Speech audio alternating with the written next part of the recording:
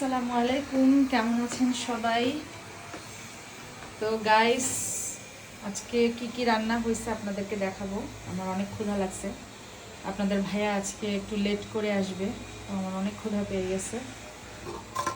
তো এই যে দেখেন, এখানে আমার ছোট মামা আমাকে 3টা দেশি মুরগি দিছিলেন, তো তার ভিতরে 2টা রান্না করে খেয়ে ফেলছি আর একটা ছিল। তো আজকে এই একটা দেশি মুরগির ঝোল করছি, একদম পালা মুরগি, একদম অর্গানিক।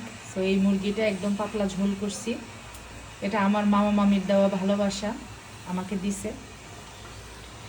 তারপরে হচ্ছে এই জায়গায় আছে মুরগির পাতলা ঝোল, দেশি মুরগির পাতলা ঝোলের সাথে গরম গরম ভাত। আর এই জায়গায় আছে হচ্ছে জাম আলু ভর্তা, আমার বাবার, আমার আব্বুর স্টাইলে রান্না করা।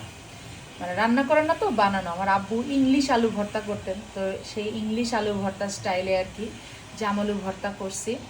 তো এই হচ্ছে আজকের রান্না বাড়ি। আজকে আমার শরীরটা অনেক খারাপ, এই জন্য আমি বেশি কিছু রান্না করতে পারিনি, এই জন্যই অল্প একটু রান্নাবান্না করছি। তো আমার রান্নাগুলো কেমন হয়েছে, শর্টকাট রান্না, আর দেশি মুরগির ঝোলটা কেমন হয়েছে সবাই একটু কমেন্ট করে জানাবেন।